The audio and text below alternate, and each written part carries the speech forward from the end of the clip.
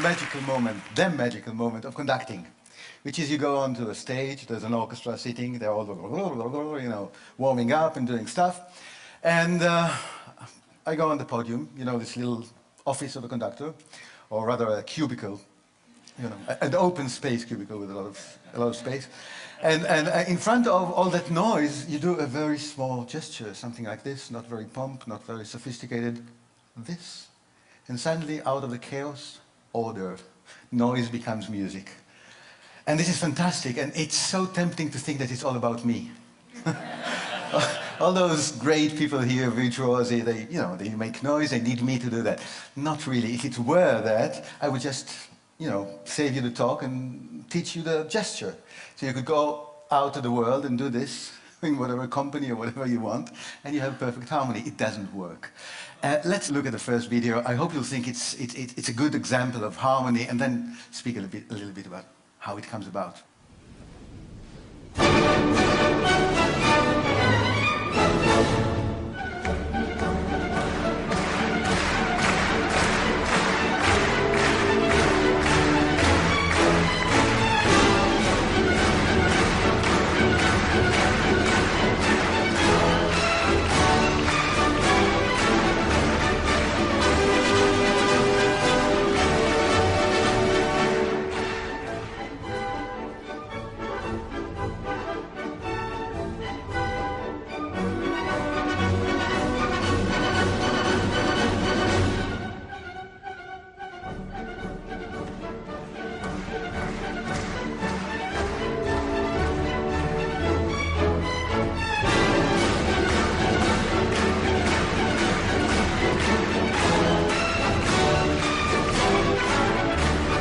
Was that nice?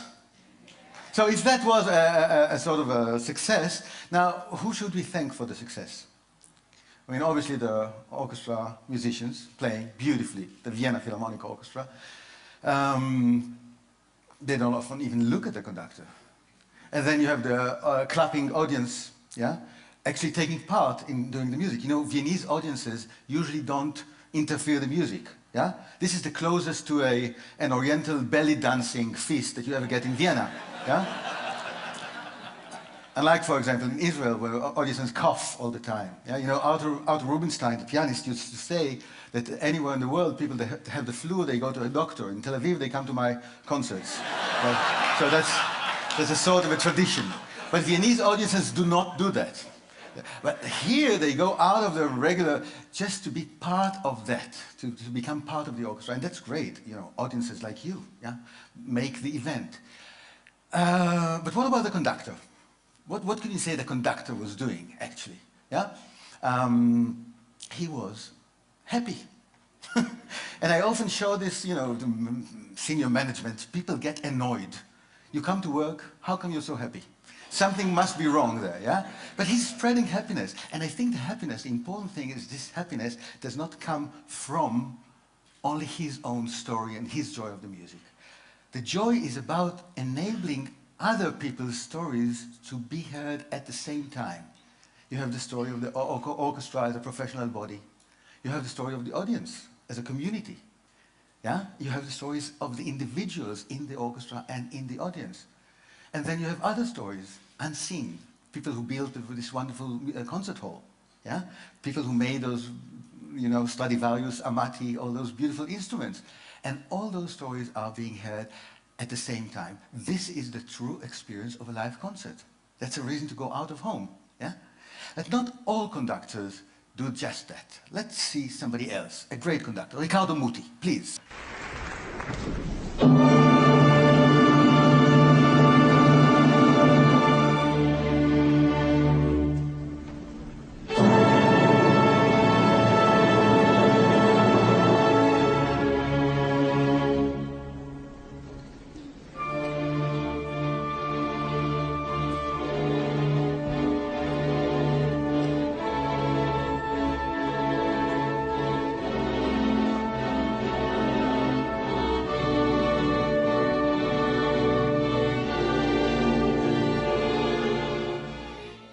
Very short, but you could see it's a completely different figure, right?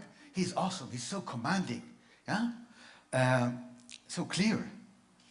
maybe a little bit over clear. Can we have a little demonstration? Would you be my orchestra for a second? Can you sing, please, the first note of Don Giovanni? You have to sing, oh, and I'll stop you. Okay? Ready? Well, come on, with me. If you do it without me, I feel even more redundant than I already feel. So, please, wait for the conductor. Now, look at me, and I stop you. Let's go.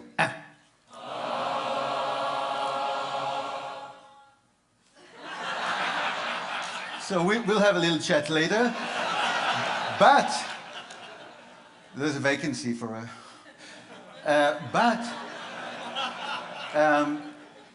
you could see that you could stop an orchestra with a finger. Now what does Riccardo Muti do? He does something like this. Oh. And then sort of... So not only the instruction is clear, but also the sanction. What will happen if you don't do what I tell you to do? So, does it work? Yes, it works. To a certain point. When Muti is asked, why do you conduct like this? He says, I'm responsible. Responsible in front of him. Now, he doesn't really mean him, he means Mozart, which is like the third seat from the center. So, he said, if I'm responsible for Mozart, this is going to be the only story to be told. It's Mozart as I, Riccardo Muti, understand it. And you know what happened to Muti? 3 years ago, he got a letter signed by all 700 employees of La Scala, musical employees, I mean, the musicians, saying, you're a great conductor, we don't want to work with you, please resign. Why? Because you don't let us develop. You're using us as instruments, not as partners, and our joy of music, etc., etc. So he had to resign. Isn't that nice? No, he's a nice guy. He's a really nice guy. But well, can you do it with less control or with a different kind of control? Let's look at the next conductor, Richard Strauss.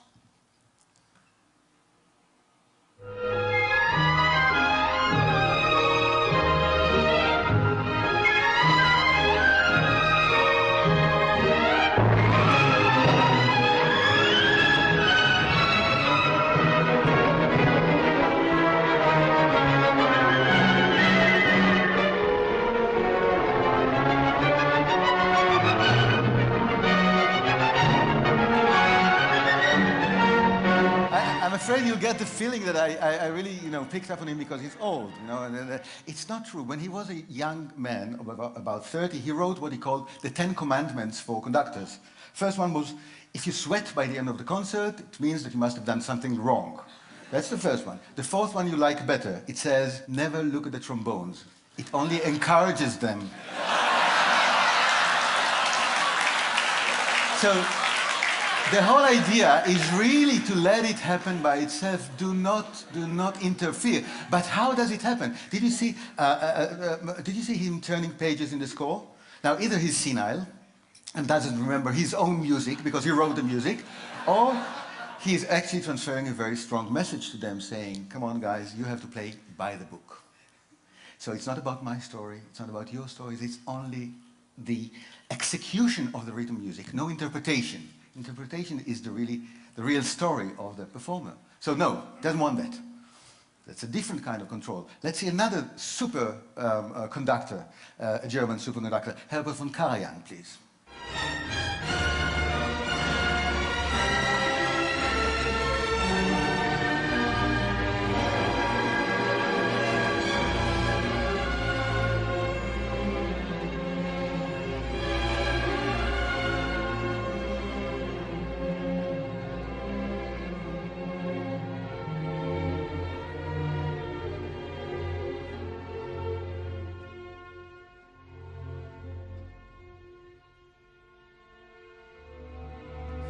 What's different?